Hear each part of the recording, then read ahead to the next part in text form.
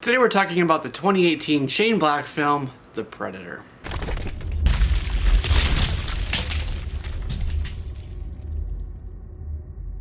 Hi, I'm Jesse, thanks for pressing play. Today we're talking about the 2018 Shane Black film, The Predator, starring Olivia Munn, Boyd Holbrook, Trevante Rhodes, Jacob Tremblay, Thomas Jane, Jake Busey, whose dad was in Predator 2, by the way, and a whole slew of others. This was written by Shane Black, who actually starred in the first movie. He played Hawkins. He was the guy with the glasses, the radio operator. He had an HK MP5 with him, a submachine gun. He was always cracking jokes. And ever since then, you should know that one of Shane Black's go-tos, one of his strong points, in fact, is that comedy and that crude comedic humor that he brings to a lot of his movies. He brings Christmas too, but it's really the comedy. And that was really very present in this movie as well.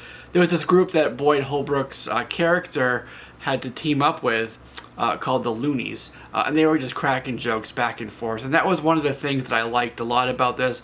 Without resorting to pastiche and just copying of the original, it was able to capture some of that team dynamic that the first movie had and did so well.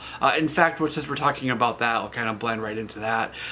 There was a lot of moments where it did call back to the originals of the franchise, and I really liked that. There were some quotes, some Arnold quotes, some of the visualizations in it, and just that dynamic between the team really brought me back to that first film in 1987. I like that quite a bit. However, one of the aspects of the original film was the horror element. That really was something that I liked a lot about that film. One of the first rated R movies I saw, actually. I was telling somebody in the theater about it, but that's for another day. This movie didn't really have those horror elements, and I get that after 31 years, you kind of have to reinvigorate a franchise to keep it moving forward and build out the mythos and do something different and take those risks. Shane Black said he wanted to do that. I completely get that. That being said, the horror element is something that really needs to be part of this franchise. It's really one of those things that made that first one so great. So this movie, like I said, it's action, a lot of flashing, a lot of shooting, a lot of explosions, and it's great. It starts off so great, you know, in terms of that.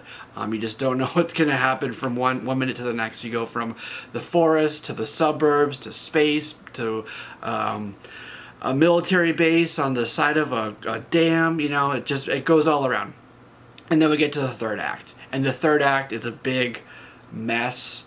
It's just it's loud, it's choppy, it's hyper edited, and it's too easy. This is a spoiler-free review, so I can't tell you what I mean by that. It's too easy. So the movie does bring a lot of entertainment, however, it doesn't stick the landing for me, and it's missing some of those elements. Now, I did see this on an IMAX screen, big screen, very high def as well, and maybe it's because of that, but maybe it's budgeting reasons, I'm not sure, but there were quite a few scenes when you're looking at the alien's blood, or some of the scenes where there's a couple predators and they're in a house. You can definitely tell that it's CGI'd. And I'm not talking about when he's in his cloaking, you know, bending light around him. I'm talking about when you see the actual alien. It just looks like they relied really heavily on CGI versus some of the practical effects. I think that they could have switched some of those out here and there. So overall, funny movie. It made me laugh quite a few times, I will tell you that. But it just didn't feel like a Predator movie to me. This could have been Independence Day Part 3 very easily and been fine. So again, you know, cool movie, action, but as far as the Predator franchise itself, it's not my favorite. It doesn't do it for me. It's missing that key component, and that is the horror element. So I always try to relate these film reviews and the ones that I choose to do to comic books and superheroes. So Shane Black, of course, was in the first one. He played Hawkins, as I just said at the beginning of this video.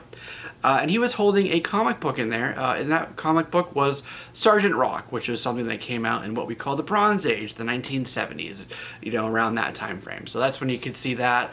Also, Shane Black himself directed Iron Man 3. We had Thomas Jane in the movie, who was the I almost said the Predator. He was the Punisher. And of course, we have Dark Horse Comics. If you're interested in the Predator franchise, and if you're watching this, I hope you do, there's a company, a publishing company called Dark Horse Comics, and they've been publishing graphic novels and comic books about the Predator since 1989, so a long time. So check those out if you get a chance. I really enjoy them, and I think you will too if you like this franchise. What do I give this as a rating? I give this a 6.5 out of 10. It's above average. I had fun with it, but there's a lot of room for improvement. Alright guys, that's Jesse here, JLO's Comics. This has been a movie review for The Predator. Leave some comments down below. If questions for me, keep it spoiler free. If you like this type of content and things similar to it, definitely subscribe to the channel. I'd love to have you here as part of the ever-growing JLO's Comics family. And if you like this video in particular, there is always that like button, so please feel free to hit that if you want. That's it. That'll do it for this video, and I'll see you in the next one.